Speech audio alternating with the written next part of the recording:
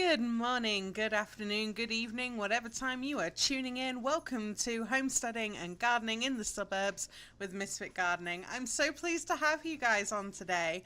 And today I'm going to be talking about how to grow garlic. And I know it's summer, people are already thinking about canning and harvesting, but I want to get you guys thinking about fall and some of the crops and things that you can still be growing so you can get so much more from your garden, especially if you have a little space. So we'll be straight back right after this.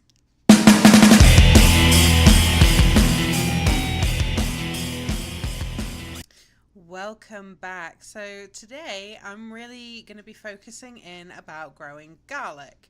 Now, garlic has been a corker of a crop that I've grown this year, and we've had more than 100 bulbs of garlic that we harvested from 3 beds this year. And my beds are only 5 foot by about 2 feet wide.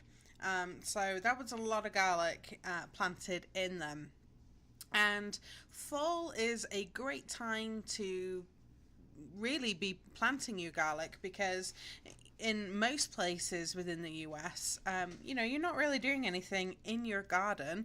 A lot of people will use the time to amend the soil, but why not use it to grow something or overwinter something to grow on for next year? And garlic is super easy to do that.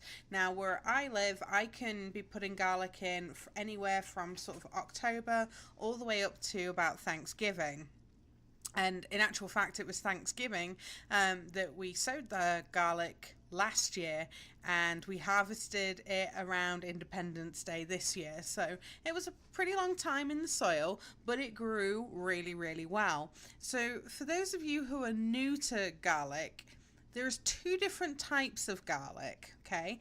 And if you go into the grocery store and see the garlic that they have there, it's typically what's known as a soft neck garlic variety.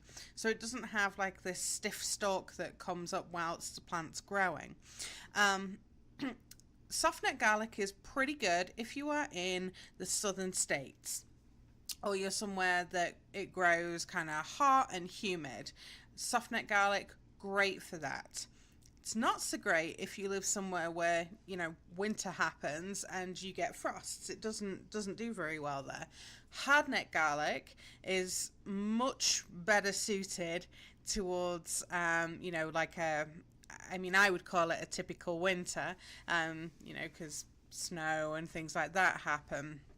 But if you live in northern states or cooler areas, then you definitely want to be looking at a hardneck garlic variety. Now, just want to touch very briefly on garlic to buy. So if you're kind of looking online at various seed, or plant buying places, you will probably have already seen the ads coming up for buying garlic, and you're probably thinking that's quite expensive.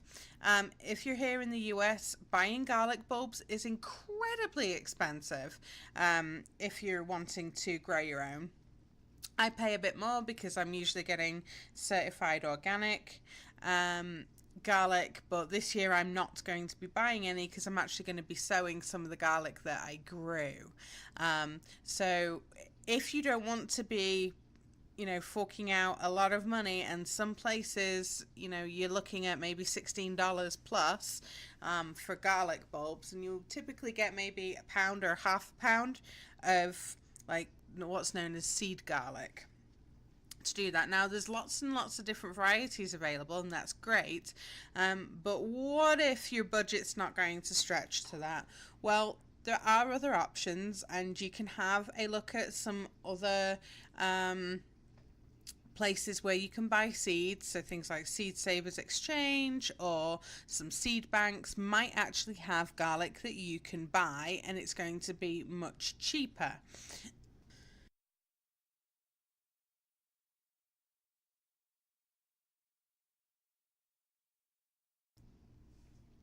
Some other tactics you can try is to simply ask some of your gardening friends. Maybe they have some extra garlic that you could either barter off them or maybe purchase for a lower cost and try. And I know lots of people who just try organic garlic that they get from the grocery store, and it seems to work for them. So there are some options if you're not wanting to fork out a lot of money for your garlic bulbs to plant.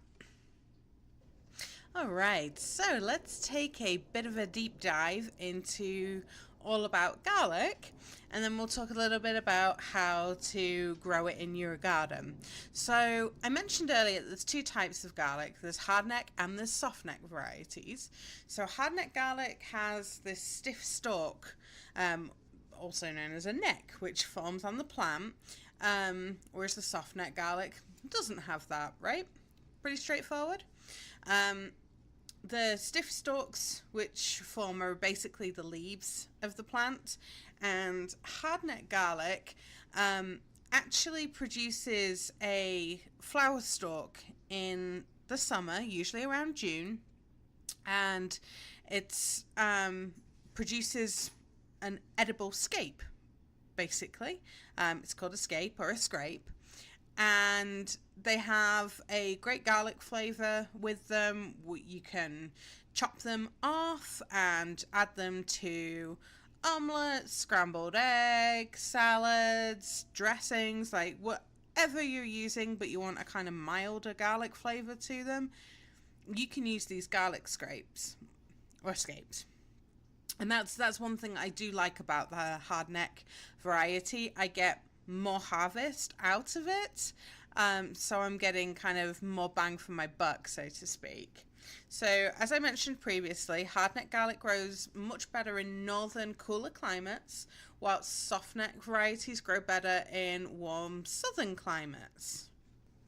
There are three distinct varieties of hardneck garlic. There is porcelain, purple stripe, and rocambole or rocambole, depending on how you pronounce it. So the rocambole, or rocambole, is the most common hardneck variety, and it's used interchangeably with hardneck garlic. So this type of garlic peels easily. They have very thin skins. The cloves are very loose, like actually on the actual bulb itself, they're easy to peel off, and the skin doesn't always enclose the clove, which leads to some discoloration, and that happens normally. So rocambole garlic don't store for very long periods of time, and that's because they have such thin skins.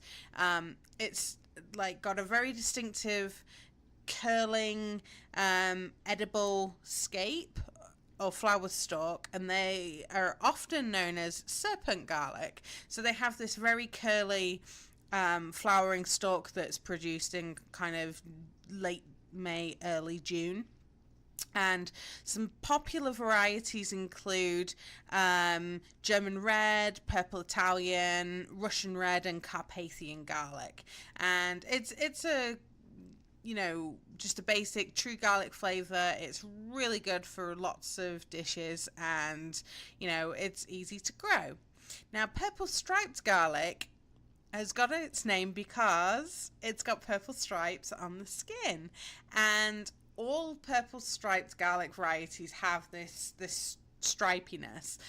Some have more than others, and purple striped garlic are often very mild tasting, but some of them can be really hot and pungent. So like Bogatia is quite a pungent garlic, as is purple glazer, whereas a mild purple striped garlic would be something like red chestnut. So purple striped garlic mature over a range of times, and they actually mellow out during storage. So if you were to pull some purple striped garlic right out of your garden and cook with it, it'll be, you know, very different flavor to what it would be over time. So some popular varieties also include Siberian and Starbright, as well as the chestnut bogatir and the purple glazer. Now, porcelain garlic has a very thick outer skin, and it makes it a fantastic choice of hardneck that needs to be kept. So it's a great choice for storage. So they produce a bigger bulb but have fewer cloves, but the cloves are big. So porcelain garlic ranges in flavour, and they go from mild to hot, just like the purple stripe does. And some popular varieties are Romanian red, Georgian crystal, music, Georgian fire, and German white. So there's lots of different varieties there to try. Now, soft neck garlic, as I mentioned, is much more suited to warmer climates, and it stores really, really, really well. Now, there's only two types of soft neck garlic available, and that is artichoke and silver skins. But you know, the one great thing that the soft neck garlic has that hardneck doesn't is it stores significantly longer, and it ships better. You know, it's able to kind of handle being in transit much better than hardneck garlic does. So the artichoke garlic is most commonly grown commercial garlic, so more likely if you were to go to the store and buy some garlic and then plant it, it is probably an artichoke garlic variety. So some common varieties are the California Early White, California Late White, Red Tok, and Inchilium Red. And the silver skin garlic is named because it has silvery white skins, and these garlic bulbs are made up of lots of small cloves, and they have like very kind of sturdy leaves. They're easily braided, so if you're looking for something that you can grow and then braid for storage that's going to look pretty as well as be functional, silver skin garlic's pretty good to do that. And the flavour of a silver skin garlic is usually stronger than that of the artichoke garlic varieties. So popular silver skin varieties are Idaho Silver, Nootka Rose, St. Helens, and Mexican Red. Now, as an honourable mention, I want to talk a little bit about elephant garlic. So I grew quite a bit of elephant garlic this year, and even though it's a huge bulb, it has a very mild flavour, and it's actually part of the leek family. So you grow it the same way as we would with like some of the traditional garlic, but I just wanted to throw it out there that elephant garlic's actually a bulb forming leek, which blew my mind when I learned that. And if it wasn't for the fact that I hadn't taken notes of what I'd planted in each bed, I would have thought that it was leeks growing rather than garlic. They looked so different to the traditional garlic when they were growing. So, how to grow garlic? Okay, so typically your seed garlic, so that's the cloves that you're buying to plant, are planted about 4 to 6 weeks before your first hard frost date, or you can plant them in early spring. So you can log on online to find when your first hard frost date is. In fall, for me, in my Zone 7A garden in Utah, typically the first frost date is the 10th of October. And that day's like very much ingrained in me. Like that's the day that I use to calculate back and figure out what I'm going to be planting for fall and when things should be started, so I can make sure that I get a harvest before that frost date hits. Now, obviously frost dates can change each year. You know, some can come early, some can come late. That's why it's really valuable to take lots of notes when you're starting a garden, so you can flick through your previous years and figure out when your last hard frost date was, or your first hard frost date in fall the previous years. So garlic likes a really good rich soil, so I recommend to work in some well rotted manure or compost in the previous fall for a fall planting, or if you're planting in another area where you had fertilized for a previous crop, you can make sure that you can utilize those nutrients by planting garlic in it afterwards. So, for example, if I had fertilized an area because I was growing a lot of corn, so I add quite a lot of manure into an area that I'm going to be growing corn, because corn likes a lot of high nitrogen nutrients because it's a grass type crop. I will usually plant garlic in it after I have harvested the corn. So just like carrots, garlic don't like fresh manure ground, but if you've got some compost, you can add that in instead. So you don't want to be adding in like fresh horse manure, for example, if you're going to be planting garlic. You want stuff that has rotted down for at least a year before you go ahead and put that into your garden. Otherwise it burns the plants and you end up with lots of other problems. So you want an area that's going to get full sun during spring and summer. And you basically plant each individual clove. So what you do is you break apart your bulb, and then if you plant the larger cloves, you're going to get larger bulbs. If you plant the smaller cloves, you're going to get smaller bulbs. But you want to plant them so you've got the pointed end upright. So that's the bit that was at the top of that garlic bulb. Over on the bottom where the base and where the roots are, that bit's kind of flatter, and you want to plant that down. I don't bother taking off like the silvery, the skin or anything like that. I literally pull them apart, pop them in the soil about 2 or 3 inches below the soil surface, and cover them over. And then I mulch the bed with straw. And you can also use alfalfa hay or shredded paper, and you do this because it's going to help the area stay free from weeds. It's going to help keep the moisture in, but it's also going to help regulate that temperature of the soil a bit better. So it's going to help kind of stop everything getting completely solid and frozen in place. Like over the winter, if you live in an area where it's like really hard winter, but also it's going to help keep everything weed free come early spring when everything starts growing again. So garlic doesn't like heavy soils, so it doesn't do very well if you've got heavy clay.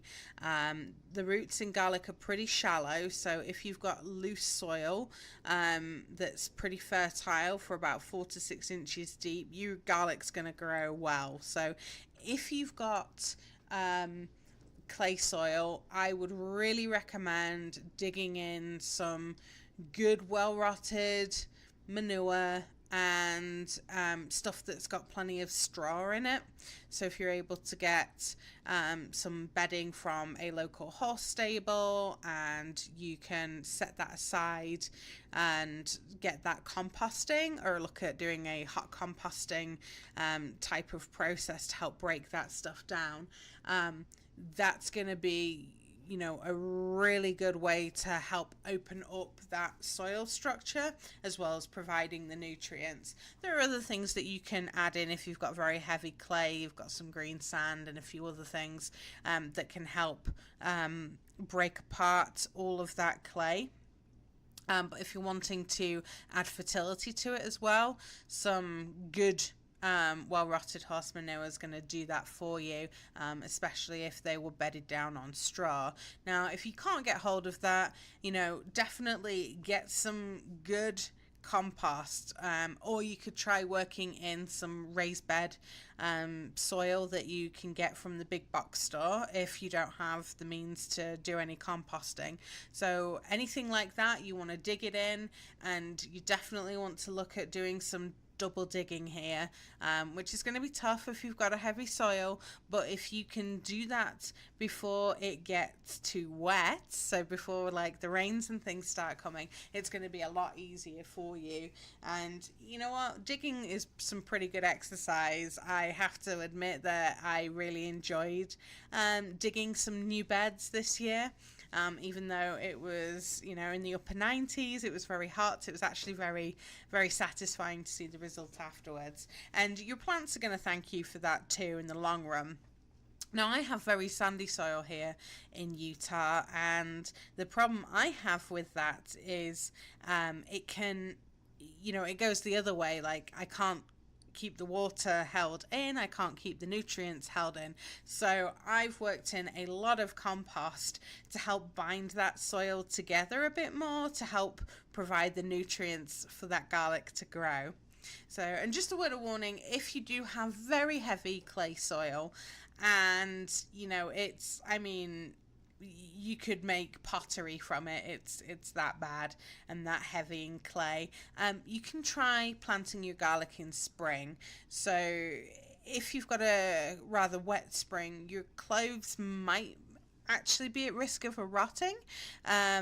So you can try starting your garlic in a greenhouse or in a cold frame in containers, like little 4-inch pots with some potting soil in them. You can pop your cloves in there and get them started, and then when the worst of the rain has kind of dissipated, you can get those planted out into your soil, and then that's going to avoid the risk of them rotting over winter.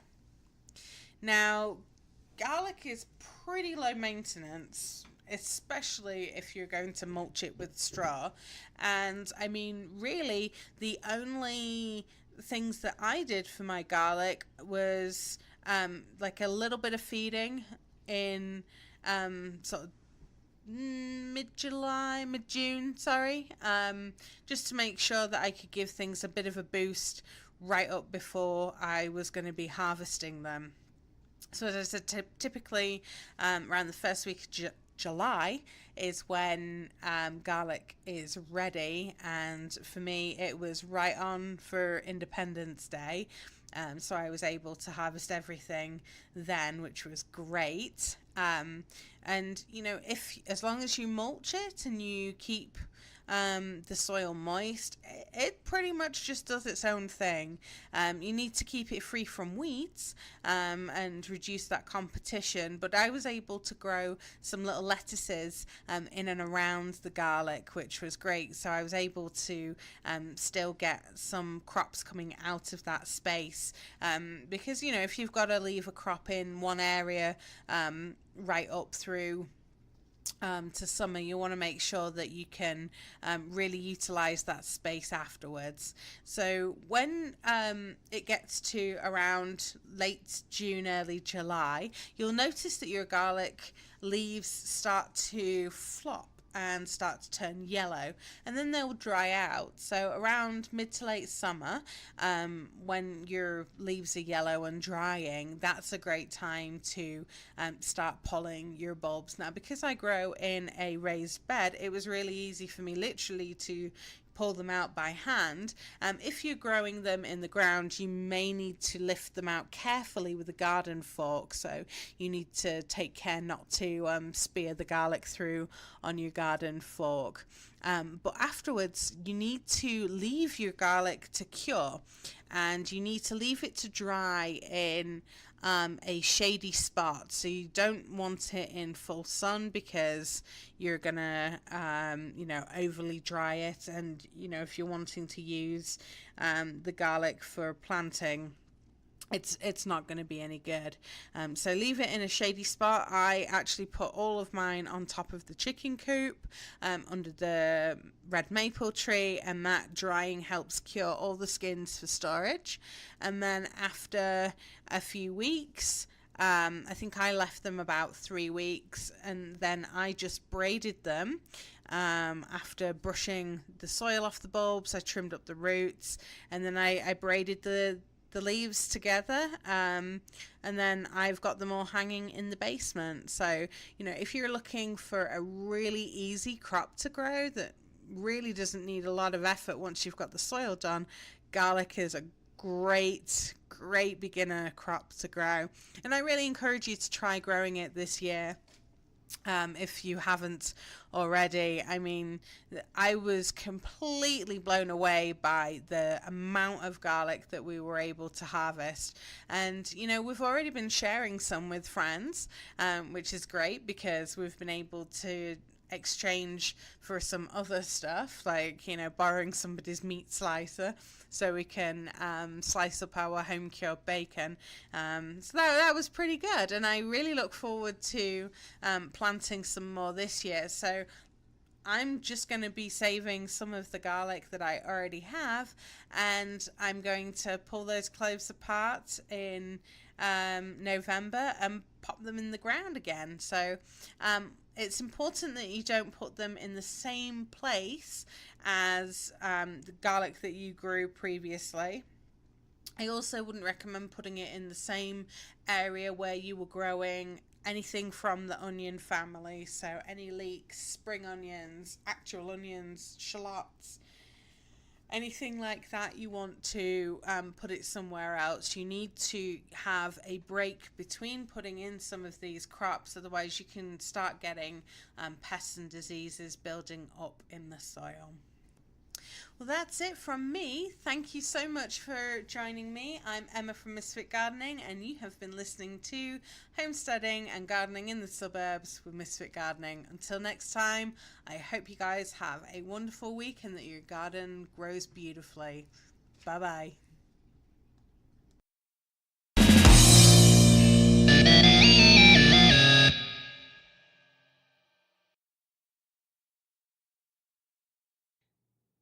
This podcast uses the song Exhilarate by Kevin MacLeod from Incompetech.com, licensed under Creative Commons by Attribution 3.0 license. The song is used for both the beginning and ending credits.